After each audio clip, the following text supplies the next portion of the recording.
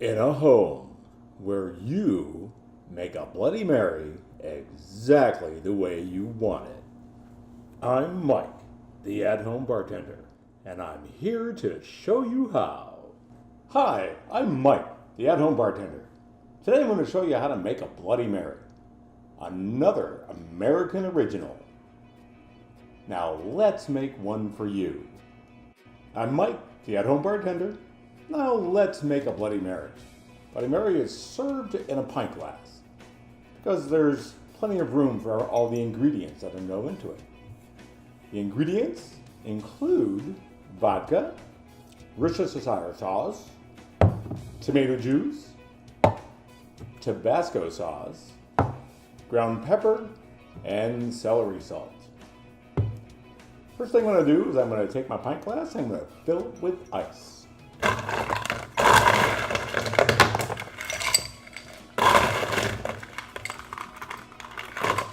Not quite to the top because there's some things that are going to go in there that's going to take up a little space.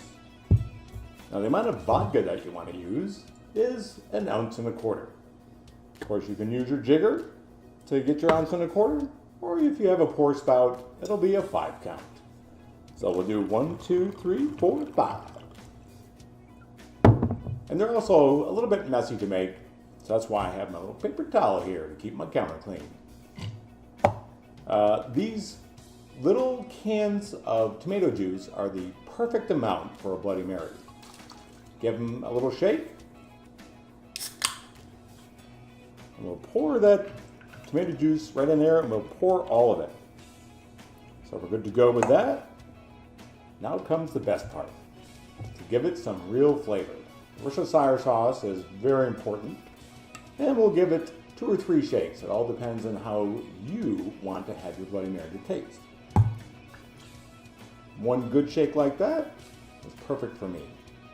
The next thing you want to do is the Tabasco sauce for the spiciness of the Bloody Mary.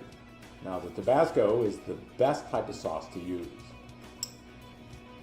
And how spicy you actually want it, that depends on how much you actually want to put this in. So I'm going to actually put about 3 little squirts in there, and that way you get a little bit of spice going on. I'm going to take our ground pepper, and freshly ground pepper always works best. And you add the pepper to taste just like everything else. And another thing that actually gives that Bloody Mary a special flavor is the celery salt. And I'm just going to give a little bit of a shake there.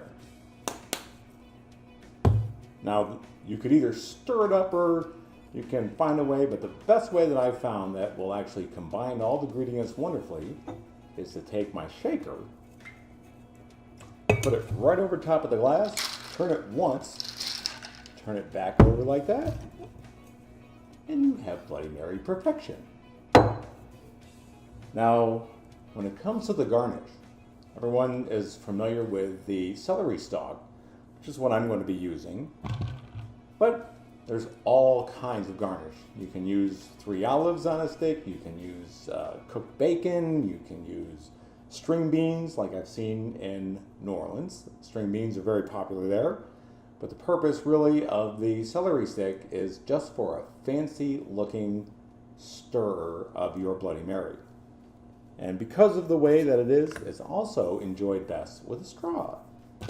So we'll put that straw right in there, and there is your Bloody Mary, just for you. Interesting history of the Bloody Mary is that it was actually invented in New York City by a man, bartender, called Mr. Patois.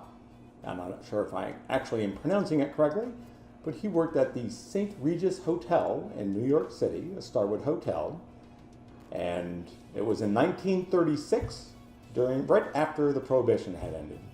And originally it was called the Bucket of Blood, and there were some other names similar to that, but they had actually settled on Bloody Mary. And you'll notice that people drink Bloody Marys after a night of partying. The reason why it seems to work so well is the vodka in there is a little bit of a hair of the dog. Body actually goes through a little bit of withdrawals after a night of heavy drinking. The acidity of the tomato juice actually creates a pH balance in your body, and that's why it seems to actually help with a hangover. So there are some medicinal purposes also to the Bloody Mary. So let's enjoy our Bloody Marys together. I'm Mike, the At Home Bartender. You have a great day. Be sure to subscribe to my YouTube channel and to like me on Facebook. Enjoy.